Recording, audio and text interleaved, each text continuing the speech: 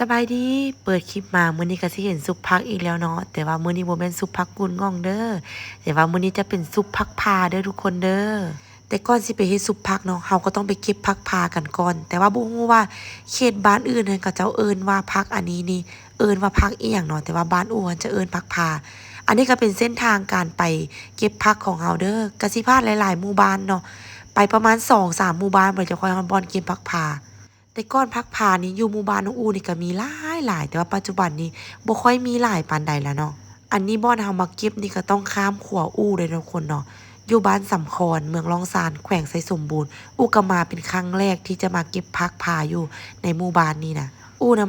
มักกินซุปผักพาแต่ว่าแต่ก่อนนั้นบ่ได้มาเก็บกะสิซื้อนำคนอยู่ในหมู่บ้านเขาจะไปเก็บมาขายหั่นน่ะโลนึงประมาณ50,000กีบนี่แหละตอนน้องอูซื้อตอนนั้น ก็คือซื้อน้ำเพิ่นประมาณครึ่งโลหรือโลนึงเสียนะมาซุปปนกับผักอันอื่นผักชนิดนี้มันก็สิออกอยู่ตามไร่เนาะแล้วก็อยู่ตามนาแล้วก็อยู่ตามคันนาทุกคนอันนี้ก็คือบ่อนที่เฮามาขี่รถมาไกลเติบทุกคนก่อนสิฮอดแต่ว่าสมคุ้มค่ากับการมาอยู่เพราะว่าผักน่ะหลายผักผ่าน่ะเวลาเฮามาเก็บน่ะต้องเก็บหลายๆเด้อทุกคนเด้อเบิ่งแม่หมู่น้องอูมาเก็บนำกันน่ะเอาเป่ามาเลยทุกคนแต่ว่าพวกเฮาเอาถุงยางแคบๆใหญ่มาเนาะอันนี้ก็คือตัวย่อยเพิ่นก็มาเก็บสวยไว้หลายแท้หลายว่าทุกคน อันนี้เด้อผักผ่าน่ะบางคนบ่มักก็สิบอกว่ากินมันจะขิวเนาะแต่ว่าถ้าคืออู้นี่ก็คือบอกเลยว่าหอมที่เฮาเก็บไปหลายย้อนว่า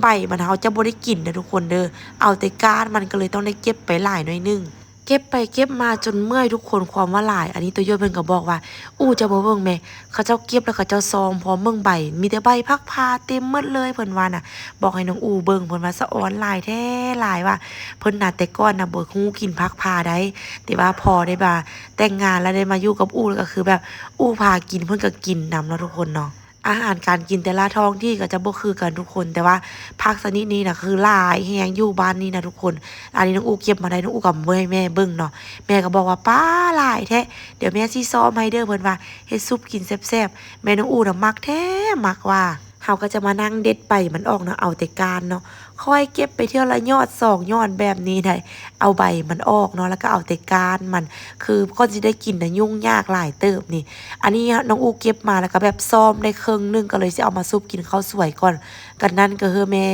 ซ้อมต่อไปก่อนอันนี้ก็คือว่าเอามาซุปกินก่อนเนาะทุกคนเนาะเอามาล้างน้ำเนาะซ้อมเอาแต่ก้านแบบนี้แล้วก็มาล้างน้ำให้มันสะอาดอันนี้ก็เป็นวิวหลังบ้านค่ะน้องอูอากาศนี้ยังเย็นอยู่ได้นี่นะแต่ว่ามีแดดล่ะค่ะ อากาศเย็นนำเนาะหลังจากที่เฮาล้างแล้วเนาะก็สิต้มน้ำร้อนๆแล้วเฮาก็สิเอามาต้มทุกคนเฮาสามารถเอาไปต้มก็ได้เอาไปนึ่งก็ได้เด้อแต่ว่าอู้มันสิเอามาต้มแทนเนาะเวลาเฮาเฮ็ดซุปผักชนิดนี้น่ะเฮาต้องต้มแล้วเฮาต้องบีบผักให้แตกเด้อเฮาจังค่อยเอามาซุปคันแบบว่าเฮาเอาไปลวกแล้วมาซุปอะน่ะก็คือบอกเลยว่าจะบ่แซ่บเนาะผักชนิดนี้น่ะเวลาเอามาต้มแบบนี้น่ะกลิ่นมันจะหอมแต่คันถ้าผู้ใดบ่มักอะนะกลิ่นมันก็จะขิวเนาะอันนี้เวลาเฮาต้มออกมาแล้วก็หน้าตาสิแบบนี้ แล้วน้องอูก็จะเอาหอมบัวมาซอยใส่เนาะก็คือซุปผักตัวนี้น่ะมันจะเข้ากับหอมบัวแห้งๆเราต้องเอาหอมบัวมาซอยใส่แบบนี้แล้วก็คนทุกอย่างให้มันเข้ากันไว้เนาะทุกคนเนาะก็คือบอกเลยว่าทั้งหอมทั้งแซ่บแห้งแม่จันน้องอูบอกว่าเฮ็ดให้แซ่บๆแล้วลูกเด้อแม่อยากกินผักซุปผักพานี่แบบว่าบ่ได้กินโดนแล้วเพิ่นว่าหลังจากที่เฮาซอยหอมบัวเด้อเข้ากันแล้วเนาะเฮาก็มาคนให้มันเข้ากันทุกคน ให้มาคนให้มันเข้ากันแบบนี้แล้วก็เกียมตำเครื่องเนาะก็ทุกคนเนาะก็คือตำเครื่องคือซุปผักทั่วไปเลยมีมักเผ็ดมีหัวกระเทียมมีหัวขิงมีต้นขิงอันนี้ก็ว่ากันไปเนาะบางคนมักเผ็ดดิบก็ใส่มักเผ็ดดิบแต่ว่าอู้บุยมักเผ็ดดิบมื้อนี้ก็สิใส่มักเผ็ดแห้งไปแทนมักเผ็ดแห้งก็สิใส่มักเผ็ดแห้งไปคั่วให้มันหอมๆก่อนเด้อทุกคนเด้อเสียงน้องอู้ก็เสียมแหบหน่อยนึงทุกคนเพราะว่าบ่สบายทุกคนเป็นไข้บ่สบายได้ประมาณ2อาทิตย์แล้วทุกคนตั้งแต่ไปขายเครื่องบุญกินเจียงมาอันนี้ก็คือแม่กันยังพากันเก็บผักอยู่เนาะทุกคนเนาะพากันซ่อมผักอยู่หลังจากที่เราตำเครื่องทุกอย่างแล้วเอาปลาแดกมาใส่ทุกคนปลาแดกนี้ต้มให้มันหอมๆแซ่บๆก่อนทุกคนแล้วจึงค่อยเอามาใส่เด้ออันนี้ก็คือเราเอามาใส่แบบนี้แล้วก็มาคนทุกอย่างให้มันเข้ากันเนาะทุกคนเนาะหลักๆเลยมันต้องหอมปลาแดกทุกคนปลาแดกก็ต้องเป็นปลาแดกบ้านๆที่เราแบบว่าเราเฮ็ดเองนะเป็นกระแดกปลาแดกกระตุกนี่บอกเลยว่าบ่แซ่บสำหรับอู้ได้สำหรับอู้นี้ปลาแดกกระตุกนี้ใส่ไว้แก้คัดยามบ่มีนี่ได้อยู่แต่ถ้าว่าจะให้เฮ็ดซุปผักให้แซ่บๆแท้ๆนี่ต้องเป็นปลาแดกบ้านเฮาที่เฮ็ดเอาเองนะป ลาแดกบ้านเฮาแบบแม่เฮาเฮ็ดเอานะซื้อปลาเพิ่นมาแล้วมาเฮ็ดเอาหรือว่าปลาลงลี่ลงตอนบ่สิหันน่ะมาเฮ็ดเอาแล้วก็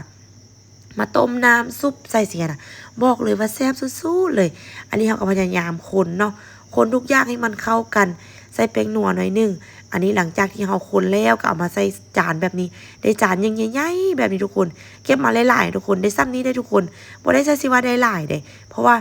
มันได้แต่การในคันเฮาบ่ได้เอาเบอร์มานำนี่ทุกคนกินไปกินมาน้องสาวกับมักน้าสาวกับมักแม่กับมักอู้กับมักพากันกินกับปิ้งปลาแซ่บแท้แซ่บว่าผู้เด้อบ่เคยกินเอาลองไปเก็บกินเบิ่งเด้อทุกคนเด้อซุปผักผ่านอนอุ่น